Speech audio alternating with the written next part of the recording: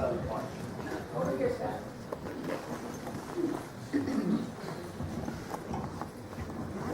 Hi, my name is Mary Brennan, and my question is, we obviously have to be, this airport has to be of a comparable size to other airports in the nation, and I'd like to know how these efforts stack up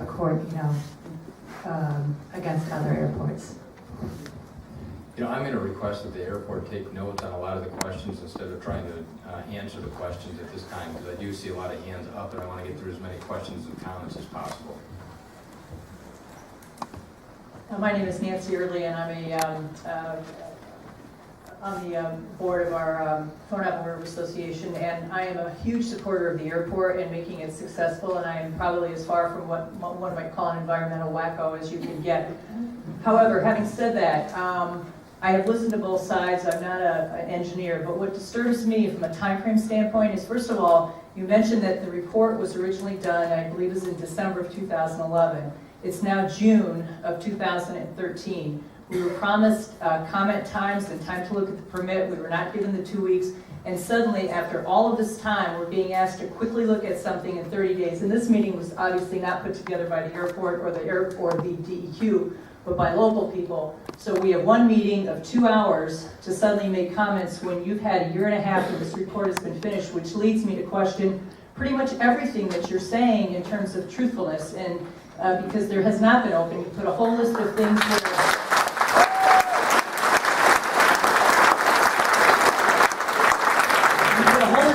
where you've been open and honest with information, and this is the first public forum any of us have had to address or hear anything that you had to say, so that was very disingenuous. I read the paper all the time. Maybe that stuff was there, but somehow I missed a lot of it. So I'm very disappointed in the time frames, and I think that there's a real potential lack of honesty here, and which leads me to really question, again, what is being said. So that's my comment. Thank you. Thank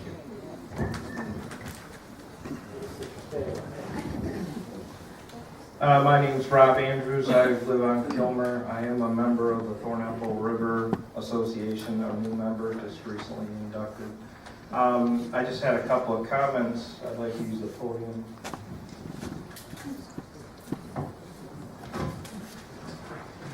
I was on the airport's website today, and they have kind of some hidden on their webpage. Environmental sustainability section.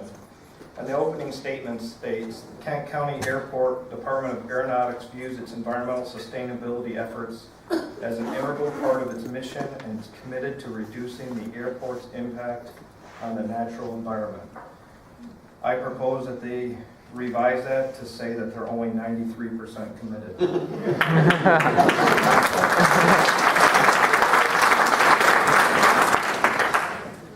I think the addition of this filtering plan is a great step in the right direction, and I commend the boards that have been involved for the last 2 years to convince the airport to look at this more seriously. But I'm concerned one of the slides they put up said they were dedicating like 5 acres of property to that filtering system. Now, I'm sure that's just the filtering basins, but I believe they own somewhere in the neighborhood of 200 acres over there that could be available to this. And I'd also like to propose, if they need more property, eliminate the golf course, because they own it.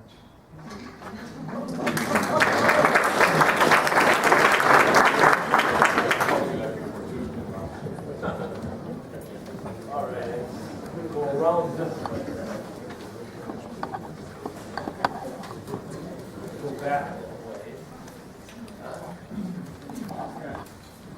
Hi, I'm Don Ladner, and I'm one of the people that had one of the monitors on my property. I've been very knowledgeable about what's been going on, and I would like to say that during the very cold weather, the glycol is very visible. It can cut through 6-12 inches of ice, and even when it's not doing that, it looks like a creek underneath the Sand Creek. And Sand Creek has not been mentioned at all. Sand Creek starts where the old Airport Viewing Center was on 48th Street, and it drains the entire Thornapple Valley. And the DNR spent 2 weeks on my property back when they built the South Bell Line, and they published a report at the Kentwood Library. and that's what stopped the South Belt from going over the river at that point. But anyway, what they said is the South Belt line and the new runway increased the water flow. And the same thing that you're having at the other creeks, the water flow has been so incredible, I've probably lost 5 to 10 inches, 5 to 10 feet of bank the entire way, and where it used to be 10 foot deep, now it's 2 foot. I'd just like to pass what's happened, what I've seen happen in the last 10 years.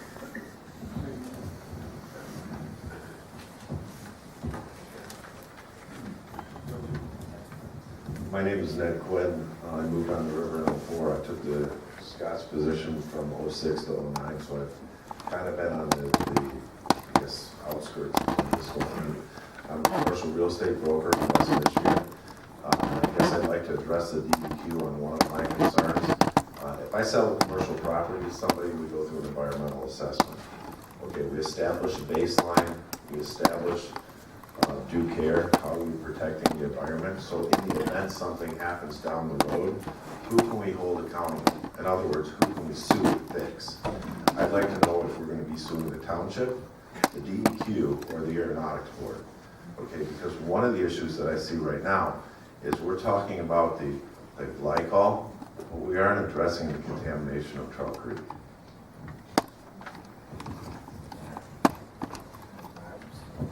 I just have a very short comment. My name is Barbara Peters, and I live at the end of Sequoia Drive, the private drive. I moved there in 1975, and at that time, in front of my seawall, it was about hip deep. I have my house and then my extra lot. And currently, it's about ankle deep. And it goes all the way from my property right into the channel of the river. The whole lot that my home is on, we had to move our sprinkling system 3 times to even be able to draw enough water to sprinkle. And it's currently going into my neighbors. And it's all coming from a little creek that runs into the Thornapple just past my home. But literally, it's gone in this time from hip deep to ankle deep.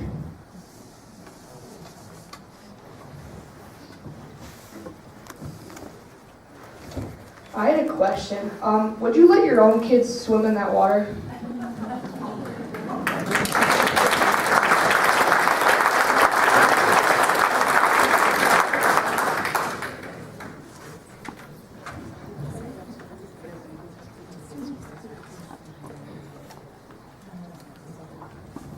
My name is Alan Orr. I live across the Thornapple River from this distinguished gentleman who is a lawyer. I thought I'd let him speak so I don't step on my tongue.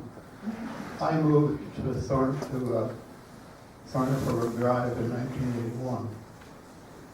I had no experience with septic system. I didn't like the taste of the water, so I took a sample of it with the intention to have it tested. I did have it tested. The numbers meant nothing to me. It still didn't taste good. I went and I had a hot water heater that had broken. And so I went to Sears and I told them that I had to get a new hot water heater. And the gentleman there, the salesman, said, well, take this bottle and take a sample of the water and bring it in, and we'll just tell you what will work for you. And I said, well, I've already done that. Here's the sample. So he took it. And then I said, and I had the numbers in from the test that the state did. And I told him what the numbers were. He said, you live at Kilmer, don't you? And I said, yes, I live on Kilmer. I've had to put in a hot water heater 3 times every 5 years since 1981. And the reason is it corrodes out. Now, the good news is my hot water heater is guaranteed for 5 years.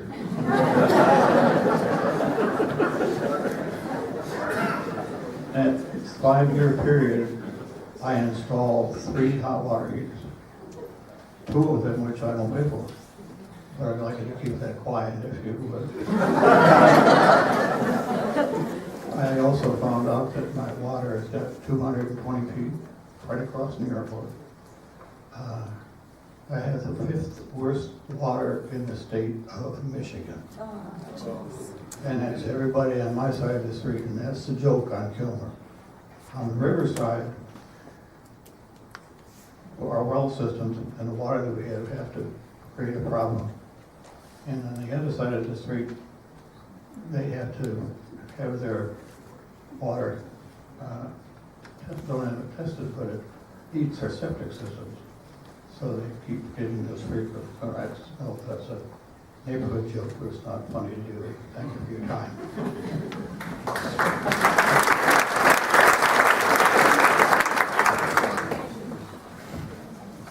Okay, in the early 80s, Penske Enterprises got a permit to build a toxic waste dump east of Kraft, south of 48th Street. There was no runway. Then all of a sudden they decided they needed the north-south runway.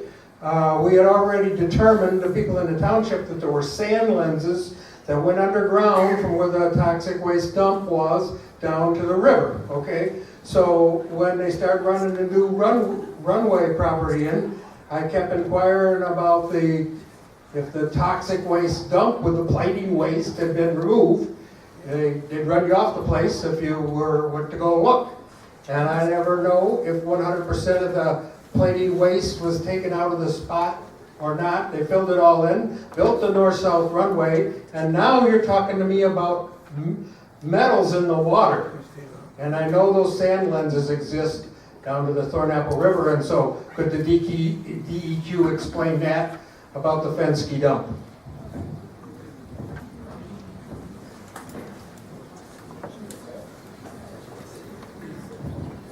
Hello, I'm Vince Manahar. I live in the Cascade Township. I actually have several problems with this proposal, mostly because of the lack of transparency from the airport. Specifically, for example, what else is in the de-icing fluid besides the PGs? What other compounds are going into our water and polluting our system? We haven't been able to disclose that, or have declined to disclose that at this point. Additionally, they mentioned about continuously monitoring periodically the water, but it looks like all of the monitoring is going to be done by the airport. Where's the independent confirmation of their findings? The numbers can easily be changed or altered slightly this way or that. My other question would be how often and who would be doing this sampling? Would it be strictly the airport? Would it be part of the DEQ? Would there be an independent group looking at it as well? And would those information be made public? And where would it be made public that we could find it in an easy fashion? There's just too little accountability here and too little information being posted to the general public. Thank you.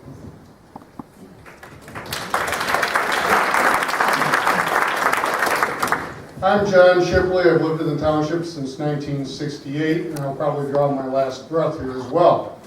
Two things concern me. First of all, the bio bog, which this is that you're proposing, I know what happens to bio bogs because I build them when you put contaminants in them. You've not addressed that. Secondly, due to the thanks of our engineer that spoke last here, it appears as though this is no longer simply a system to collect PG. Apparently, we're also planning to reroute much of the wastewater from the airport, including, as I understand, over by the fuel dump, to this system, thus diverting it from the west side to the east side. So, as far as I'm concerned as a citizen, the credibility of this project is really in question. And I think you might want to address that before your next meeting. Thank you.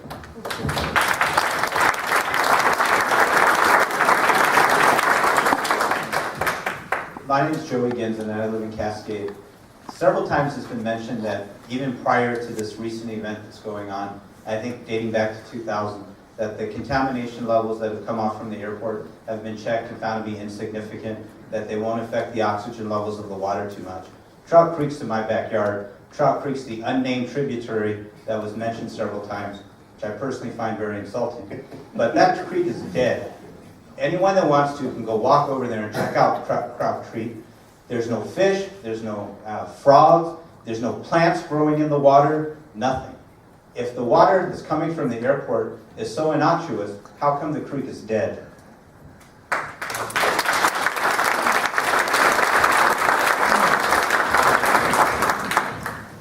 My name is Steve Berger, and I live in, or I'm part of the Thornapple River Association, and I have, I guess, a couple questions. One, consultants did a great job as far as showing this wonderful flow of gravity, but you could have saved a lot of money, and especially the tune of 22 million, and still have flow going into the river, when it is my understanding that there are a lot of airports that do full containment and nothing goes off that, out of these de-icing wells. If that's true, and it costs from 22 million to, I heard a number of 29 million, I think the lawsuits will be a lot more than that $6-7 million difference. Thank you.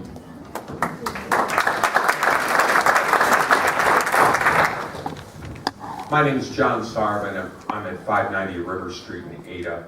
I'm sorry I came to this meeting. My eyes are open, and I was thinking of purchasing a home up this way. I'm not certain I'm going to do that, but I appreciate the airport's enthusiasm. I listen. They're good speakers. Sounds great. It sounds like there's no problem to begin with. The numbers are negligible, and you're just going to help those numbers go to zero. I heard the word purify twice. Would you drink the water? Yes or no? And if you will, I'll go ahead and I'll bottle it and I'll give it to you. You bathe in it, you drink it. Because if you can't do it, don't let it go in the river, okay? I like to contain that river, or that water. And don't let it go anywhere. Take it, butts it out, and filter it. Do something with it like I would consider it hazardous waste. Contain it, let nothing go in that beautiful river.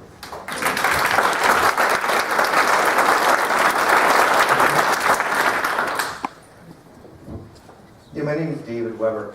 I heard a lot of speculation about where the MEK and heavy metals are coming from. You guys are capturing thousands of gallons of ADF post-aircraft use. Has anyone analyzed that to see if that contains the same MEK and heavy metals?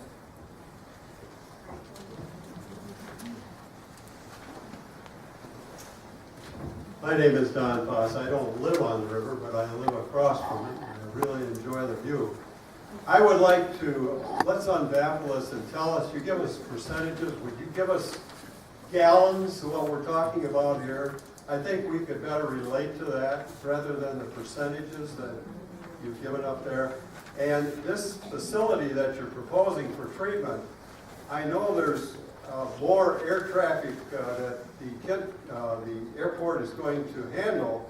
Is it sized to handle the kind of volume, traffic volume that we're projecting for the future beyond 2015 for the international airport?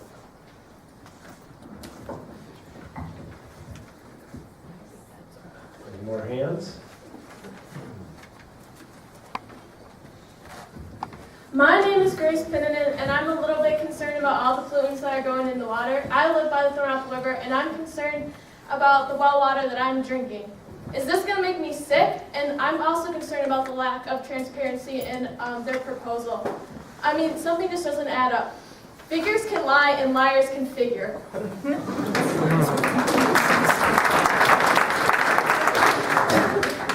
I'm Jeff Coffey. I also have a piece of property on the river. Two comments. We did a fish study a few years ago, and we showed that a lot of the species that we have in the Thornapple above stream from the airport, I don't know about below stream, but above stream, we're on 60th Street, there are a lot of species of suckers and other fish that used to be common in the Midwest, and now the Thornapple River is one of the very few places left in the Midwest that still have these fish, and that's due to the clean water. So I'd like to keep the rest of the river like that as well. The other part of this story that I don't see being talked about is the financial story. If, I think it was said that 90% of the funding is coming from the FAA, which is our tax dollars. why not do the solution right the first time? Why not do a self-containment system? The money's there. I haven't heard the airport, I haven't heard anybody complain about the amount of money being spent. So if it's not a money issue, why not do it right?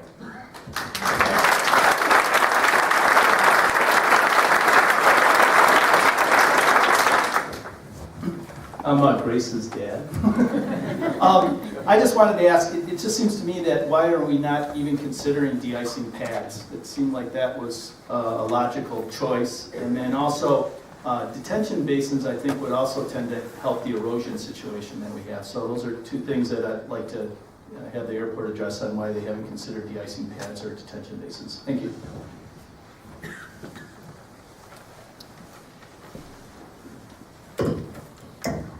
Thank you. My name is Bill Stellan. I lived on Cascade Springs since 1944. Several years ago, after the Clean Water Act was passed in 1968, Grand Rapids was forced to separate its stormwater from its sanitary sewers. They've been in the process of doing that for about 20 years now. We've been paying for it through increased water bills, and we haven't really complained about that. Is it too much to ask the airport to separate their stormwater from their toxic effluents? It would be exactly the same situation if Grand Rapids can do it in covering many, many, many square miles, not acres. The airport ought to be able to do it as well. We look to the DEQ as our friend here. You work for us. You're part of the federal government or the state government upholding federal laws. Those laws should apply to all of us, and you should be the person that's on our side. Thank you.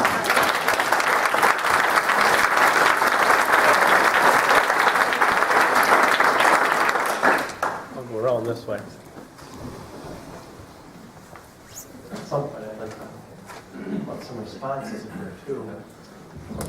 Hi, my name is Amanda Jenkins. I'm actually from Berry County, which the Thornapple River goes through. I just had a couple questions regarding, I noticed the airport mentioned that there was an environmental assessment public hearing, but I didn't know of the time or place it was going to be at. And it seems odd that the permitting comment period is prior to the public hearing for the environmental assessment, which I assume would be regarding what's going on. So that seems odd and unfair to the public. And I also was concerned whether or not the bacterial level in the natural treatment system was able to carry or to work through the heaviest loads that are possible to go through that system. And also, were the percentages the ideal or are they worst case scenario? And if not, then I'd like to see the worst case scenario for the percentages. Thank you. Scott, do you have some of the dates? Yeah, I was just going to address that. Next week in this room at 6:30 p.m., same time, same place, there will be the Michigan Department of Environmental Quality's public hearing. And then on the 17th of June, I believe, from 6 to 9 p.m. at the Prince Conference Center at Calvin College will be the airport's public open house. Here, I'll let Tom address that. Tom, I think a couple of people have asked questions about a central de-icing pad. If you can answer the question Scott was just referring to, and then also if you can take a minute or so and I guess respond to some of the questions regarding the central de-icing. More than 2 minutes? Yes, but not much more. The meeting, as Scott indicated, and also as Phil indicated, on the permit is the 13th at 6:30 in this room. It'll be hosted by the DEQ.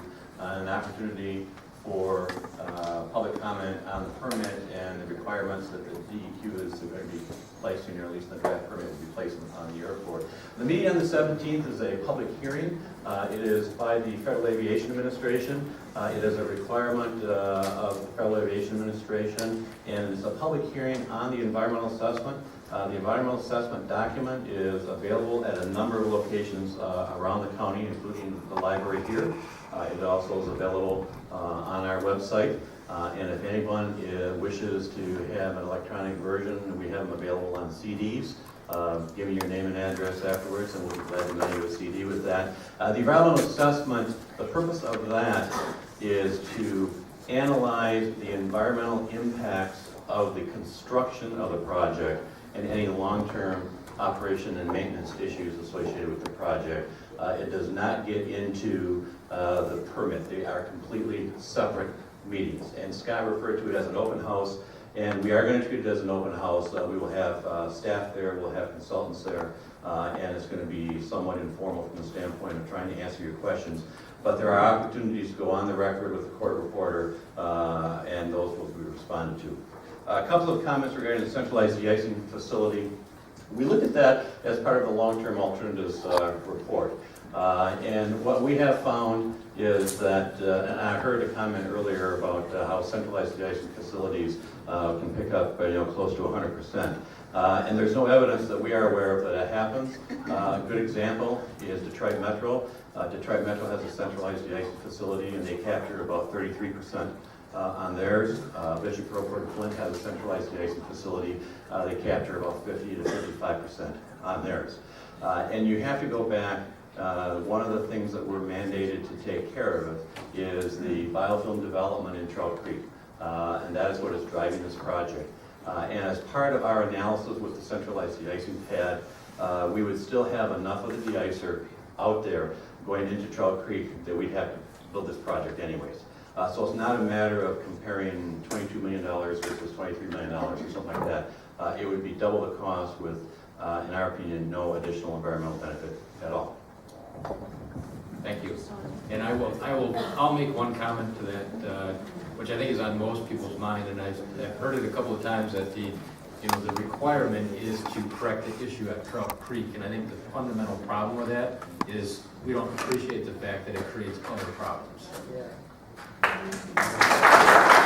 Well said.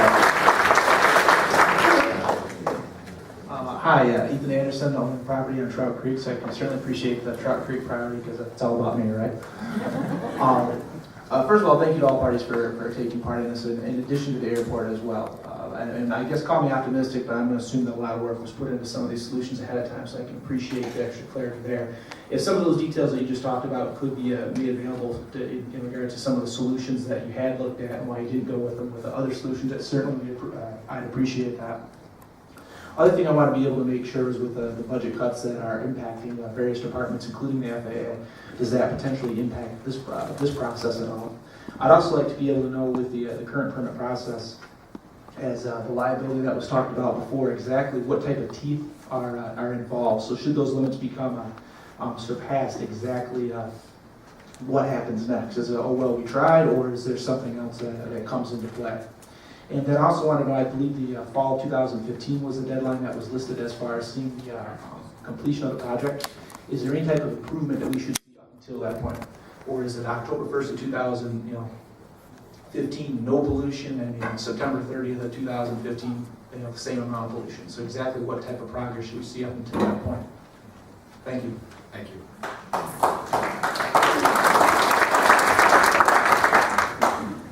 I'd just like to make a quick comment myself. There's a lot of empty seats in the middle of the room, and I see a lot of people standing, so if you'd prefer to sit, you should funnel in here. Hi, I'm Elizabeth Durbin. I live near Don, just off the Thornapple River in Cascade Township. A quick question for the DEQ, I think you could probably answer it right now. If this fails to pass and you do not get the new permit, does the old permit continue?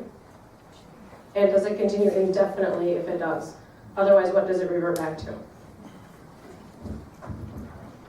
If somebody can answer that, I think the mic's right in front. You want to answer? Yeah, go ahead.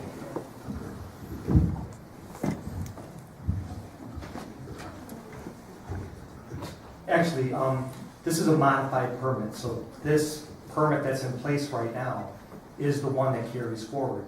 This permit that's in place right now doesn't have the new treatment system as part of it. This modification will address a lot of different issues, and we haven't been able to fully respond to all the comments tonight. So I'm asking everyone to please come next week so we can actually interact and answer the questions. And So with this permit, with this modification of this permit, the treatment system will be required. One other thing I'd like to mention is that Yeah, grab that mic. There you go. the permit doesn't go indefinitely. An NPDES permit only has a life of 5 years. There's only 2 years left on it, and it will expire at that point in time. And we will have to they'll apply for reissuance, and we make evaluations at that time. So it doesn't go on indefinitely forever. They would have to apply for a new permit. Scott? All right. Yeah, Chuck Whitley, I'm on the board of the Cascade Thornapple River Association. But there's two things here that I think are really important, and that is the slide from the DEQ listed as their primary concern, the dissolved oxygen, that being essentially their only concern on the slide there.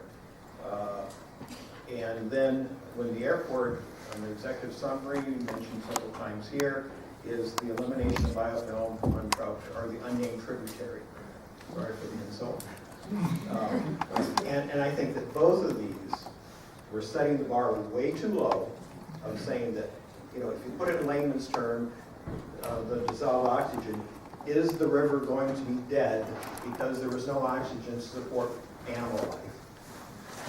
And on the biofilm side, you know, will we have eliminated this flow in Trout Creek so that it will stop having whatever this new biofilm is, you know, in it? The bar is just way too low on both of these things. You know, that there's so many more issues here, and to have a project that says, I am here as my goal to get rid of, you know, to get rid of my contribution to a biofilm problem. Not to fix the biofilm problem, see that it actually gets resolved over the next 5 years, 10 years, 100 years, but to stop my contribution from it. And from the DEQ side, to say that the river will not die because of dissolved oxygen. The bar is way too low on both of these things. We ought to be looking at a more, you know, universal fix to the problems, you know, with the erosion, with, you know, the chemicals, anything. Everything needs to be looked at, and some of these things accidentally kind of get covered by these proposals, but it's really short-sighted when you go in saying, do not kill the river and stop my contribution, but don't do anything to really, you know, guarantee that anything gets fixed on Trout Creek. So that's my concerns, and we really ought to be making a much better solution that, you know, has that as a goal and not have, you know, good benefits as only mere sidelines that might accidentally fall out from this primary goal of don't kill the river and stop contributions to Trout Creek. Thank you.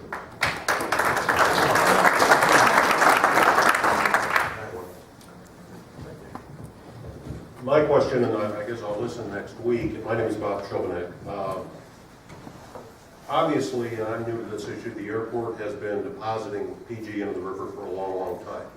So my interest is not in how close to unlawful the water quality is now or will be.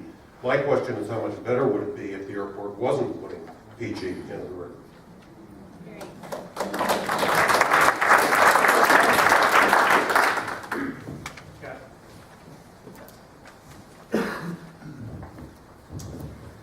Building a little bit on that question, and this is rather a simplistic observation, but I was impressed by the illustration of the football field 8 feet deep for every plane that they de-ice. The question I have in my mind is how many planes are we de-icing? It just seems amazing that that kind of volume is produced.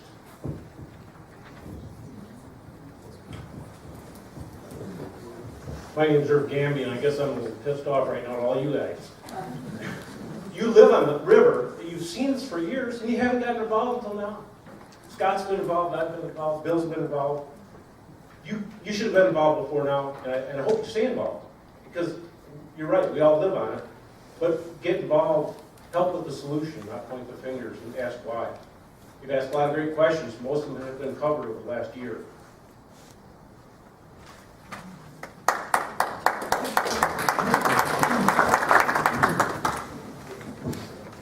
I'm Bill McCarroll, and I live on Trout Creek.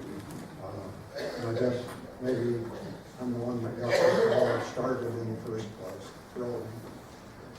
I don't know if you noticed the diagram for the piping going to the river, but just downstream between the natural treatment site and the freeway crossing where it goes under. There's quite a space there. And if 7% is not good enough, you could actually put another treatment center in there. And if it's 80% like the current proposed one, that would get the percentage down to about 1.5%. So instead of the airport being 7% committed, or 93% committed, they could be 98.5% committed. Thank you. We're gonna, if you have any additional comments, questions, it's 8:20. We're gonna wrap this up by 8:30. We want to be conscious of everyone's evening and their time, and we do appreciate everyone being here. So another 10 minutes or so of questions, comments. My name is Nick Clark. I've lived on the river for 25 years.